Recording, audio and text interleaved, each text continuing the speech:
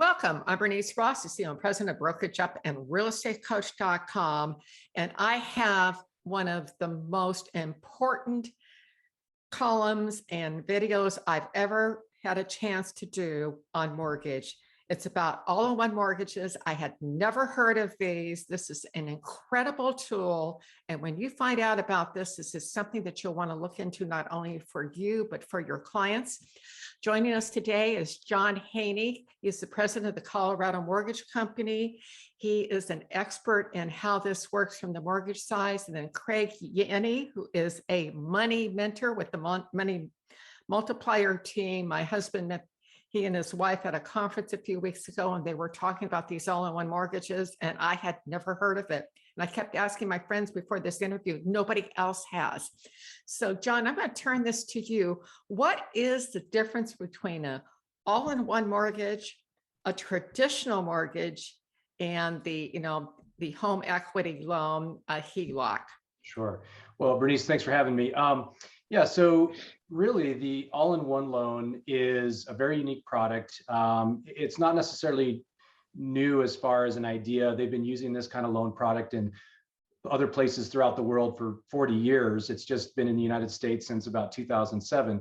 And the idea behind the all-in-one loan and how it's different to, let's say, a standard fixed rate mortgage is an all-in-one loan combines banking and borrowing together. So with the traditional 30-year fix, let's say you have an amortization schedule, which means that the interest that you pay is predetermined day one.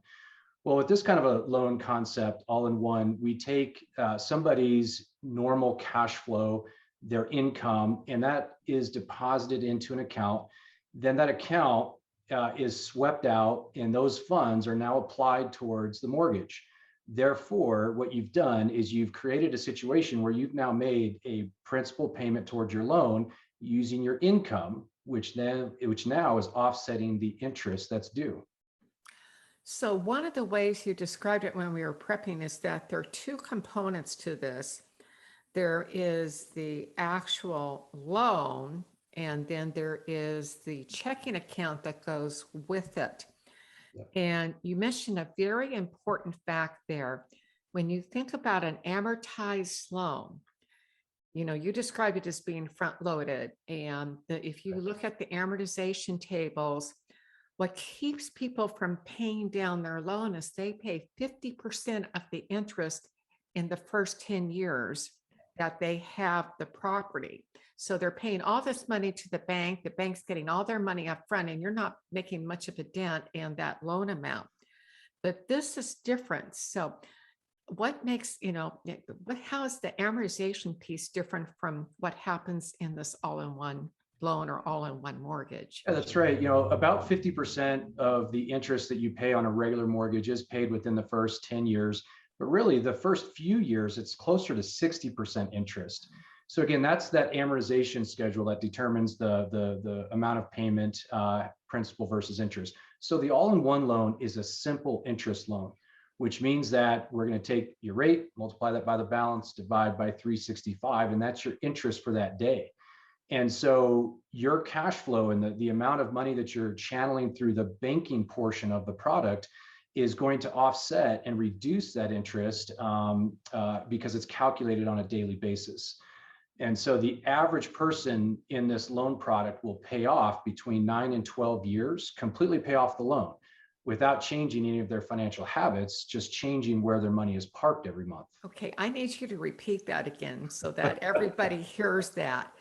You pay off your loan in 9 to 12 years instead of 30 years because you're not using an amortization schedule. You are using simple interest. That's right. And it's really the income or the deposits that you make into the account, which is offsetting interest, which means that allows more and more of your money to go towards principal versus going towards interest. Sometimes this loan has been referred to as the principal first loan, which is the way I like to think about it with my own all-in-one loan, is every time I make a deposit, I'm paying principal and then the interest is calculated. So I pay the principal first, and then they calculate the interest rather than the interest being pre-calculated in an amortized loan. This is huge. And I Um, think one of the other pieces I would throw in there is just one of the other things working against folks on a traditional mortgage is the fact that we're refinancing or selling our homes every 7 to 8 years. And so that schedule gets reset. And so now we're paying that front end load again. So it becomes a system that's really hard to get out of when you continually pay that volume of interest that's really high at the front end of the mortgage. the thing that is really helpful, especially for people who are older, or there's an emergency or someone's facing illness, you go and have to refi your house and you're front loading all that, all those payments again. Sure. The banks make out like bandits on refi. As I tell people, don't do it. Get a HELOC or get a home equity loans. You're not borrowing as much. But I can, if I need that money, I can just draw it down and the lender doesn't care. Is that correct? Yeah, that's correct. The loan is technically a line of credit. And so as you make your deposits and you drive your principal balance down, in essence, this also acts like a savings account where you have your money parked there. And instead of a regular savings account, which today might pay you 0.8% if you're lucky, now you've got your money parked against your mortgage, which is saving you interest, but the money's completely liquid. So you can use it for examples that you've just touched on, whether it's using it for maybe whatever expense you would like. I have lots of clients that use it to purchase other investment real estate or use for other investment purposes, maybe to what Craig does. Tell me about the fees, traditional versus all-in-one, as well as the interest rates on the two loans. We know that there's a huge difference here between paying simple interest versus the amortized interest, which is what everybody I know is used to. Right. Yeah, it's still underwritten like any other mortgage. And so there's an origination fee to get into the loan. There's an underwriting fee, title work, appraisal. From that perspective, it's almost right on par with a traditional mortgage. The big difference, though, is the rate matters. It always matters on any kind of financing. It just matters a lot less. So even when we run projections for our clients, even if the rate on the all-in-one loan winds up being higher, because of how quickly they pay off, their interest savings can sometimes be hundreds of thousands of dollars on their loan just because of how the interest is calculated and how the payments are made. What are the rates currently if I were applying for one of these, and what would the points be, if any? Sure.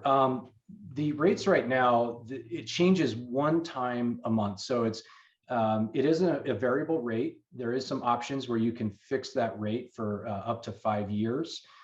Right now, for the month of May, the going rate on this product is about 5.7%, which is not that far off from what we're seeing the 30-year fixed rate market at. It does change on the first business day of every month. And so when the index is established or the margin is established, then first business day of each month determines what the rate is for that month. What is the index that they're using to peg this loan? It's the 1-year Treasury. 1-year treasuries? Okay, so it's going to go whatever the treasuries do. Okay. And what's Correct. the spread on the treasury? Typically, the margin on this product can be anywhere between 3.25 to 3.75. And so you'd asked about points. Typically, if you're looking at a lower margin, that means that there may be some points involved to buy that margin down. So you may be able to buy the margin down, but you pay that ahead of time on the points. You're probably better to amortize it. Yeah, or oftentimes the money's better parked against your principal versus paying down the rate. Again, because of how quickly most people wind up paying off, your money's better off toward your principal most of the time. Craig, one of the things my husband came back talking about is this notion is not so much on what you're paying on the interest, it's the spread between what you're paying on the interest to get this loan and where you're investing it and what that is. And you've been pretty successful doing that. Could you say a little bit more how you've done this in your business? And I know, John, you're doing the same thing in your business. If you can talk about how you are using this, we can pay personal expenses, emergencies, but just from the investment side, what can I be doing with this? Yeah, and so what I typically start looking at are 3 different things. One, how do I ensure that I don't pay more money out of my personal economy than I need to, whether that's taxes, whether that's fees, whether that's interest paid. And so I'm always considering that. I'm also looking at what is the opportunity cost of my money. So I heard a number somewhere recently that there's about $23 trillion of equity sitting around. And so what's the opportunity cost of that money sitting there doing nothing? So how can I use that? And we talked about the spread. How can I get a better return on my money by borrowing it from my all-in-one?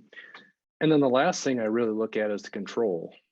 How do I control this? So with the all-in-one, I have really ultimate flexibility of paying that back when I want to pay that back, taking money in or out of the system.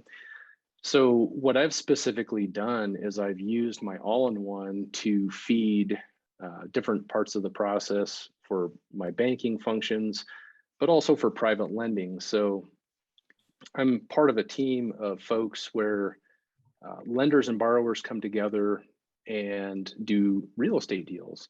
So I can use some of my equity to get into first lien positions on real estate deals, or it could be 12 months, could be 18 months, but I'm going to make far more than what I would pay in interest on my all-in-one. So I'm always looking at that spread.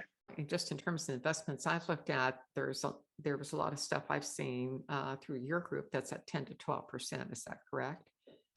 So I have a variety of different opportunities that I'm in right now. Some are 12%, some are 15%, and I've got some at 18%. Wow, so that's kicked up then. What those opportunities you mentioned, like being, that you're essentially in first position on loans. So what you're doing is you are lending to perhaps a builder or someone who's doing site work or shopping centers. What kinds of things are you currently in where you are investing? You're not flipping houses, I don't think, are you, in today's market? I'm not flipping houses, but the opportunities that I'm involved in, some are development activities where a developer will get the land prepped, get the infrastructure in, the streets, and then they'll sell those lots off to a home developer. And at that point, then we get our principal returned. There's other opportunities where I'm helping to revamp mobile home parks. So they'll go into these mobile home parks, clean them up, get the mobile homes cleaned up, get them rented. And so those are some different projects. And I also have some that are individual lot builders. So some of the home builders will find lots in different cities, build a house on that lot, and then return the money when they sell. So there's a variety. Yeah, so you're looking at, one of the avenues of investment is essentially to do this private lending, which we're seeing more of a trend towards that, and kind of this group of people coming together. John, how about you?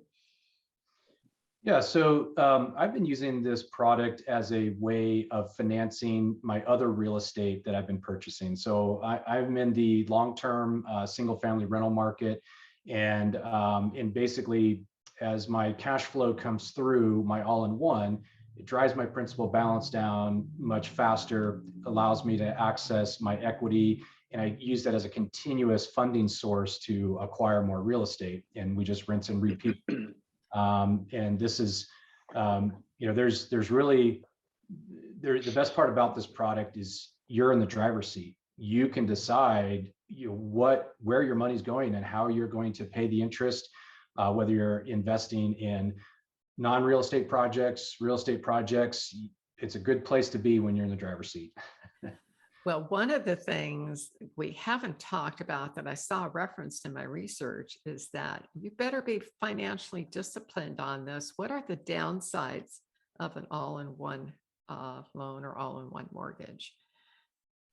Well, this product does require, it's a little tougher in underwriting. The underwriting on this product is basically will rule out a consumer that has a propensity to spend versus save, or somebody who's a spender versus an investor.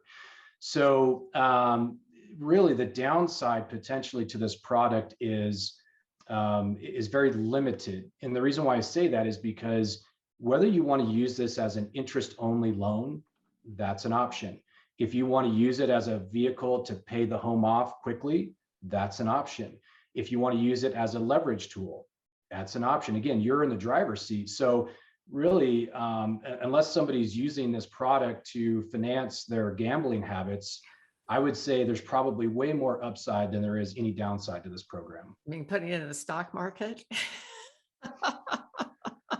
Sorry about Yeah, that. it's essentially, I look at it as an ATM card against your home. And so, to John's point, you do need to be disciplined in using it for wealth building or purposes of gaining, as opposed to vacations and luxuries. Well, so you talked about, John, you talked about those three different things you could do. Is it seems to me you're accomplishing at least two of them at all times. You're paying simple interest, and that's a win.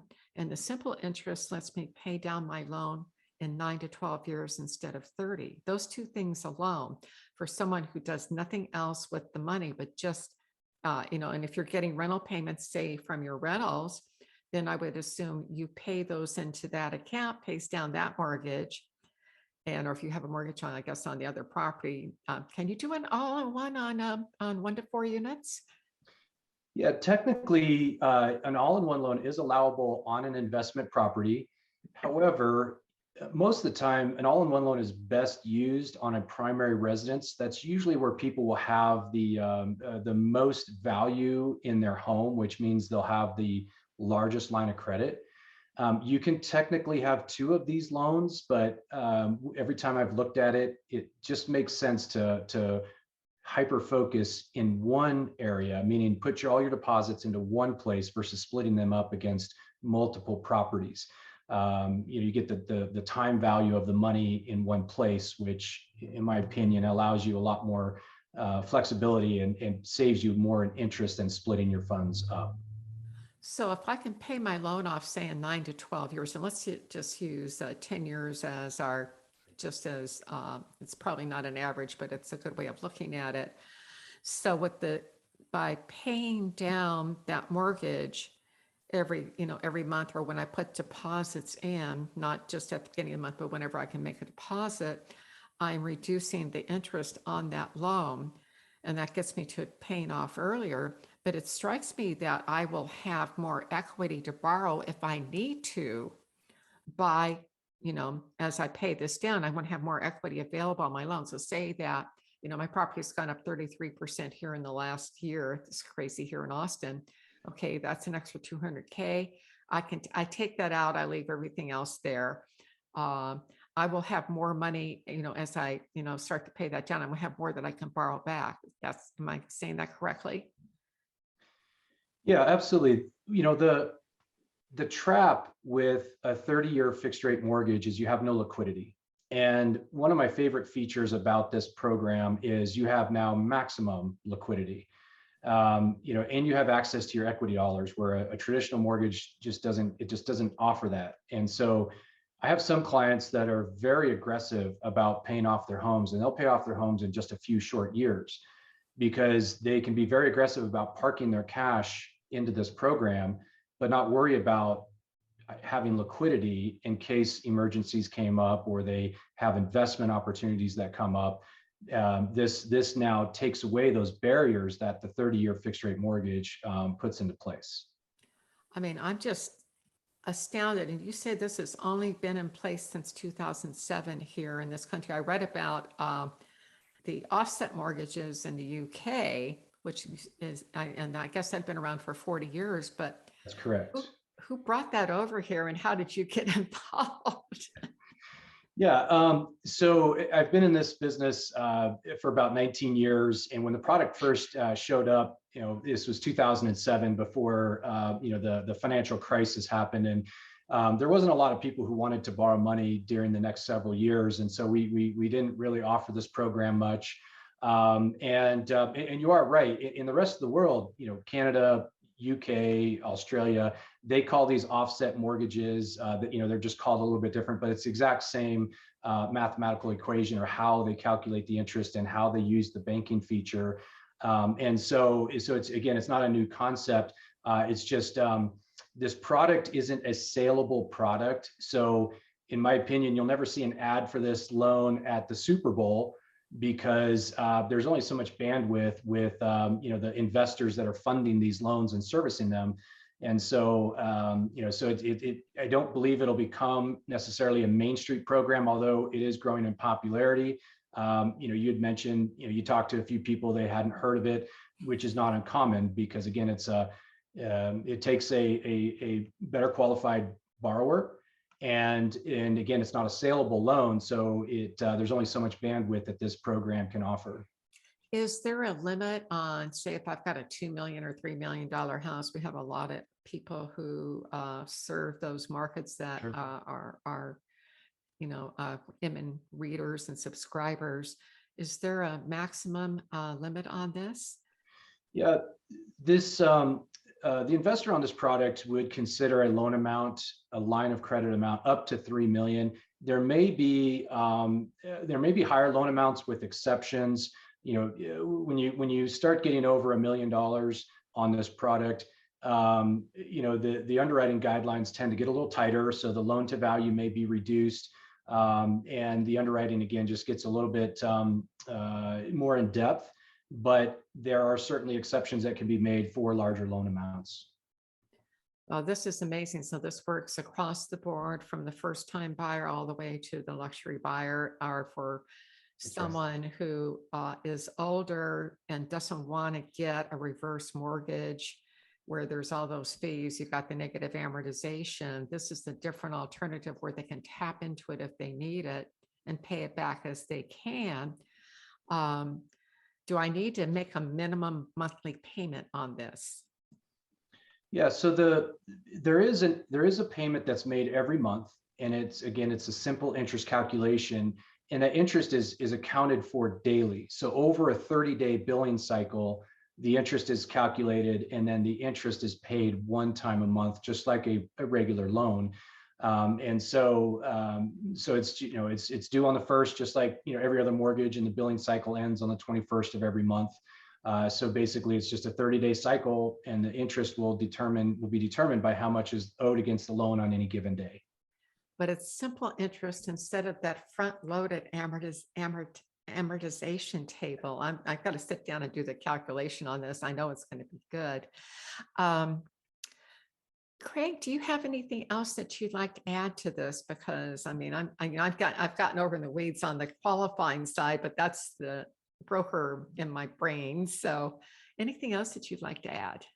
No, I think there's a lot of value to getting your money moving instead of having all of this money sitting in your sitting on your couch or whatever you want to call it. Oh yeah, Chris Nago said, all that equity in your house, it's sitting on your sofa, drinking your Diet Cokes and eating your chips, watching Netflix. So get it out there and moving. Okay. Yeah, and I mean it's unnerving a bit to think, hey, I've paid the house off, and now I'm going to go spend it down and do something with it. But if you want to build wealth, that's the way to get your money moving. You're always looking at, how do I make a safe investment? If I'm a first lien position holder on a piece of property, I feel a lot better about that than throwing a bunch of money into Coca-Cola. And so that's stock market anywhere, period. Yeah, exactly. Too many times I'm just like, stock market. Right. I like real estate. John, any final takeaways for our listeners today? I guess my final thought is, for me, having this product myself, I'll tell you that one of the best positions to be in is the maximum liquidity and being in the driver's seat. Again, there's no restrictions. The money is, of course, it's equity, so it's tax free. So anything that you're using the funds for can be very strategic. And this is just, in my opinion, an unmatched financial tool in the marketplace because there's nothing else like it. And it can be very powerful when used the right way.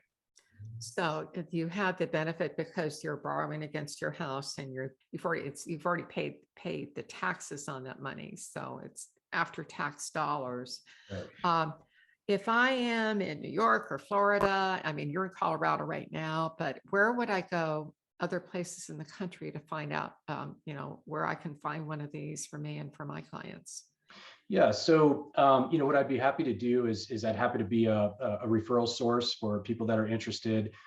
We've got a network of originators throughout the country. If you're looking at an area where maybe we're not licensed, we can't directly help you. We'd be happy to establish a referral network for any of your clients that might be interested. This has been an amazing discussion. I want to thank both of you for something that's a real eye opener to me. And I think almost every one of our readers at Inman News, this is just phenomenal. And so it's like something that can help mom stay in her house too. That's the thing that we face with reverse mortgages. And those are so expensive when you look at you are paying an amortized dollar amount, not the simple interest. So thank you. This has been absolutely fantastic. And I look forward to hearing more from you in the future.